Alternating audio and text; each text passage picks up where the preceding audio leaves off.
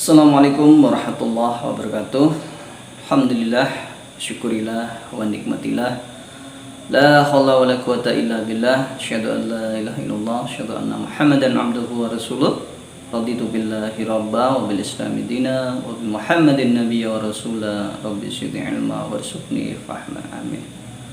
Alhamdulillah, puja dan puji syukur senantiasa tercurah kepada Allah SWT atas semua karunia nikmat iman Islam yang telah tertancap pada diri kita menjadi seorang muslim, dan atas karunia nikmat yang lainnya yang begitu banyak yang tidak bisa kita hitung satu persatu.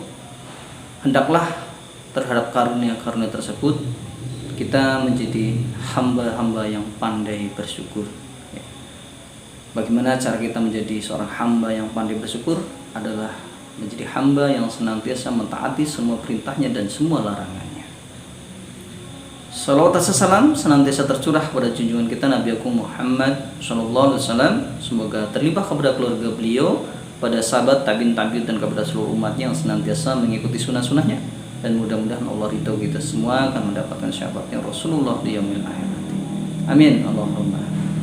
Baik, sahabatku, saudaraku seiman, alhamdulillah di kesempatan ini saya akan menyampaikan beberapa hal terkait dengan apa tujuan menjalankan ibadah puasa yang menjadikan diri kita mendorong diri kita menjadi seorang muslim yang memiliki keimanan kuat, memiliki ketakwaan, sehingga mencerminkan diri kita adalah menjadi seorang muslim yang menuju kepada Islam kafah, begitu ya.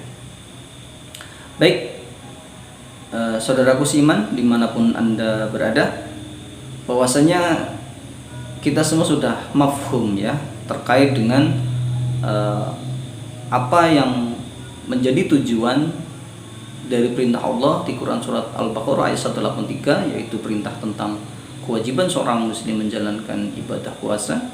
A'udzubillahi minasyaitonirrajim. Bismillahirrahmanirrahim. Ya ayyuhalladzina amanu kutiba alaikumusiyam kama kutiba alal ladzina min qablikum la'allakum tattaqun. Allah menyeru di situ kepada siapa? Kepada orang yang beriman, gitu ya. Diwajibkan atas kamu untuk menjalankan ibadah puasa. Apa tujuannya? Allah memerintahkan kepada orang yang beriman itu untuk menjalankan ibadah puasa tidak lain adalah agar engkau menjadi orang yang bertakwa. Baik. Apa itu takwa? Insyaallah umat Islam sudah mafhum ya, bahwasanya takwa sebagaimana yang disepakati oleh para ulama gitu ya, bahwa takwa itulah menjalankan semua perintahnya dan menjauhi semua larangannya.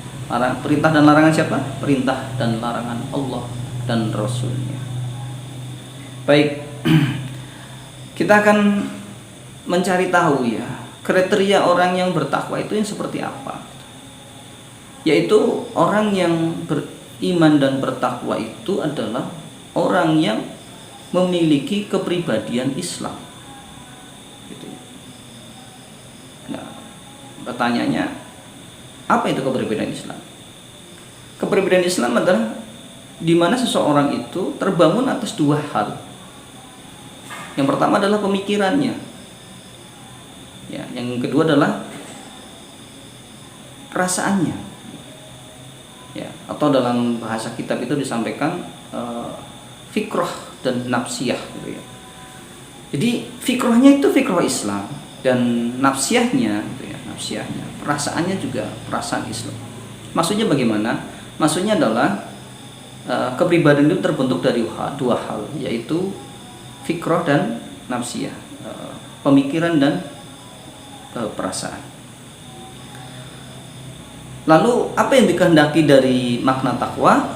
Yang dikehendaki oleh makna takwa adalah menjadikan seorang muslim yang memiliki kepribadian Islam. Artinya apa? Artinya seorang muslim yang memiliki pemikiran Islam, perasaannya Islam. Sehingga apa? Sehingga menghadirkan atau menimbulkan suluk atau perbuatan-perbuatan, sikap-sikap yang dalam kehidupan sehari adalah sikap-sikap dan perbuatan-perbuatan sebagai seorang muslim, gitu ya. Karena pemikirannya Islam mendorong perasaannya untuk mengikuti apa yang menjadi pemikirannya, yaitu pemikiran Islam terhadap satu perbuatan, maka lahirlah perbuatan itu menjadi perbuatan Islam, gitu ya. Pertanyaannya, memang ada zaman sekarang yang kepribadiannya selain Islam? Ada dong, ada ya. Kita tidak berbicara tentang yang di luar konteks seorang muslim ya. Kita berbicara di konteks seorang muslim. Ada seorang muslim yang dimana kepribadiannya itu bukan kepribadian Islam, tapi kepribadiannya adalah kepribadian ganda. Ya. Seorang muslim tapi memiliki kepribadian ganda. Gitu ya. Artinya apa? Artinya seorang muslim yang dimana bisa jadi pemikirannya adalah Islam, tapi pemikiran Islam itu tidak bisa atau tidak mampu mendorong perasaannya menjadi perasaan Islam, sehingga suluknya, perbuatan-perbuatan yang dilahirkan, yang dilakukan dalam aktivitas sehari-hari itu tidak mencerminkan dirinya sebagai seorang Islam, gitu ya. Pemikirannya Islam, paham bahwa riba itu haram, gitu ya, tapi tetap melakukan.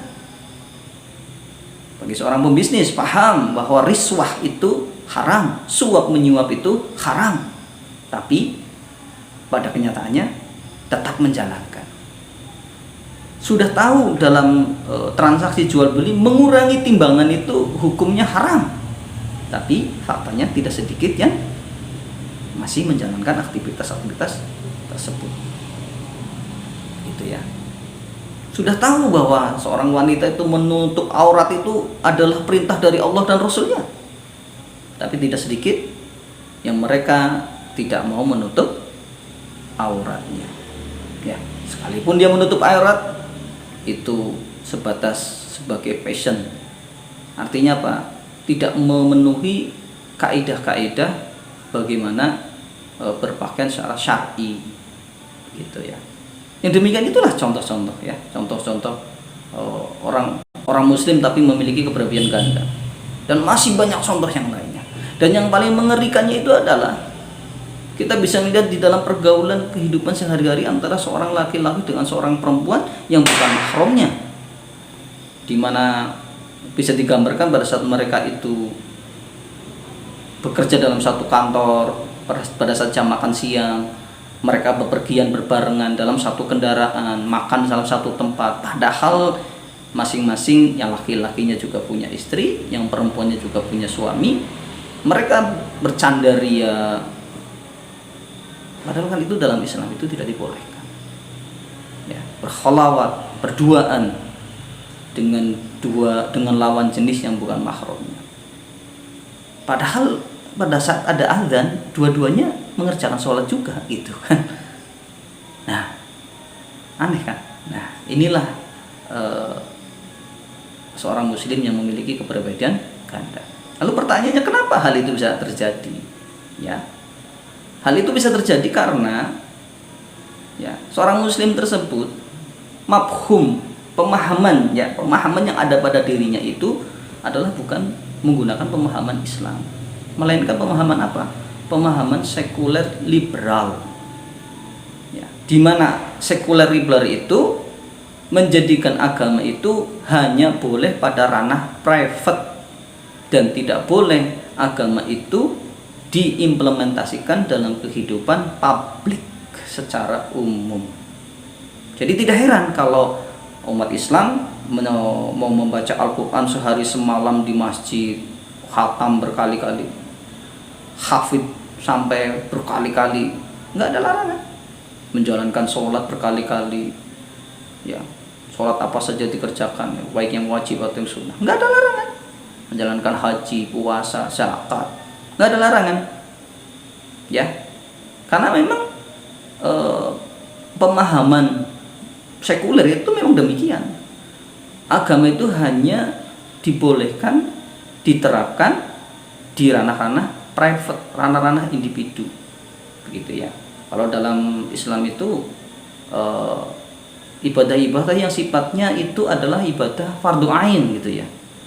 Tetapi sekuler itu tidak akan mengizinkan ya syariat Islam itu yang dimana di dalamnya adalah menerapkan fardu kifayah, tidak boleh kecuali satu apa, mengurus jenazah, itu masih dibolehkan.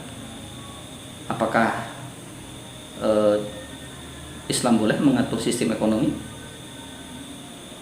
Ya, dalam sistem ekonomi Islam tidak mengenal istilah ribawi. Ya, apakah bisa Islam diterapkan? Tidak boleh, ya, tidak boleh gitu ya. Apalagi dalam sistem pendidikan, apakah kurikulum yang selama ini digunakan adalah kurikulum yang berbasis pada akidah Islam? Oh, tidak boleh itu. Islam tidak boleh masuk ke situ. Ranah kesehatan, apakah boleh Islam mengatur tentang kesehatan? Oh, tidak boleh. Ya, memang demikian. Aturan sekuler itu tidak mengizinkan aturan-aturan Islam, syariat-syariat Islam yang sungguh aturan Islam itu adalah agung, mulia, dan detail lengkap, semuanya ada dari A sampai Z. Ya, akan tetapi dalam sistem sekuler Islam tidak boleh diterapkan, begitu ya. Karena apa? Sekuler itu adalah memisahkan antara agama dengan kehidupan dunia, begitu ya. Agama hanya boleh diterapkan pada ranah-ranah private atau fardu ain gitu ya.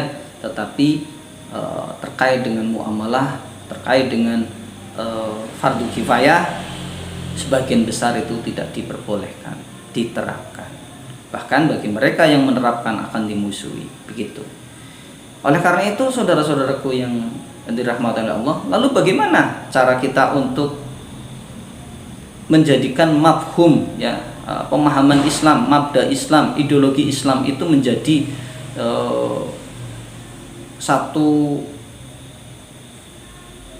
sesuatu yang mentajasud, sesuatu yang menjadi keyakinan bagi umat Islam bahwasanya Islam itu adalah rahmatan lil alamin, bahwa Islam itu adalah agama yang mulia dan Islam itu mengatur semua aktivitas kehidupan dari A sampai Z, dari mau tidur sampai bangun tidur lagi, dari ngurusin kamar mandi sampai ngurusin negara, Islam itu ngatur semua. Lalu bagaimana? Ya, disinilah Allah menyampaikan dalam Quran surat Ar-Ra'd ayat 11, Innallaha la yughayyiru ma biqaumin hatta yughayyiru ma bi anfusihim. Ya, sesungguhnya Allah tidak akan merubah nasib suatu kaum ya bila mana kaum itu sendiri yang tidak merubah. Lalu apa yang dimaksud dengan perubahan di situ? Yang dimaksud perubahan di situ adalah pemahaman. Ya. Pemahaman-pemahaman yang tidak Islam, pemahaman-pemahaman yang sekuler liberalis gitu ya. Yang dimana dalam sistem ekonomi diterapkan sistem ribawi gitu ya. Dalam sistem jual beli masih menggunakan akad sewa beli ya. Sewa beli itu leasing gitu ya. Dalam leasing, dalam membeli kendaraan, apa itu lagi, kredit rumah gitu ya, kredit rumah, multi level marketing, dan masih banyak yang lainnya gitu ya. Dan lalu bagaimana supaya bisa umat Islam ini memahami Islam itu dengan kafah, dengan benar gitu ya? Maka tidak ada kata lain kecuali apa? Umat Islam harus merubah pemahamannya, yaitu apa? Mengganti pemahaman sekuler liberalis dengan apa? Dengan pemahaman Islam. Lalu bagaimana agar pemahaman Islam itu bisa terbentuk? Maka hal yang pertama dilakukan adalah menggali, mengkaji pengetahuan ya, menghadirkan diri kita kepada ke tempat-tempat majelis ilmu yang membahas, mohon maaf, tidak cuma sekedar membahas toharo, sholat, puasa, haji, zakat saja gitu ya, sedekah, tetapi sudah menghadiri majelis-majelis yang membahas tentang apa? Tentang fikih muamalah gitu ya, tentang kewajiban menegakkan fardu kifayah. Hadirilah majelis-majelis yang demikian, sehingga apa? dengan bertambahnya pengetahuan tentang Islam secara kafah, ya, sebelum kita menjadi seorang muslim yang kafah, maka yang pertama harus dilakukan adalah memahami Islam secara kafah, kemudian diamalkan, sehingga dengan pengetahuan yang ada, ya, dan pengetahuan tersebut menjadi hasil pemikiran yang mendorong perasaannya, nafsiyahnya untuk apa? Untuk beramal, berperilaku, berucap, bertutur kata, bersikap sesuai dengan Islam, maka disitulah akan terbentuk yang namanya kepribadian Islam, gitu ya. Akan menjadi seseorang yang bisa memaknai bahwa Islam itu adalah Islam yang rahmatan lil alamin, bahwa Islam itu adalah bukan sekedar cuma agama ritualitas, tapi Islam itu adalah ideologi, yaitu apa? Islam itu adalah aturan kehidupan yang menyeluruh, ya, bagi umat manusia, yang tidak hanya akan memberikan jaminan kesejahteraan, ya, kepada orang Islam saja, tapi akan menjamin keselamatan, rahmat bagi siapa? Bagi seluruh alam. Itulah Islam. Maka dari situ, yuk kita hijrah dari pemikiran-pemikiran liberalis yang diusung oleh para penjajah-penjajah dan para pengemban sekuler liberal. Kita mengganti dengan pemahaman-pemahaman Islam, ya, dengan belajar mengkaji tentang Islam dengan benar secara menyeluruh, tidak memetak-metakan, ya, satu-satu mana yang cocok buat kita diambil, mana yang tidak cocok ditinggalkan, tidak demikian, gitu ya. Tapi menjadikan Islam adalah secara utuh, ya. Udkhulu bisilmi kafah, masuklah kamu dengan Islam secara kafah. Jadi tidak ada tawar-menawar di situ.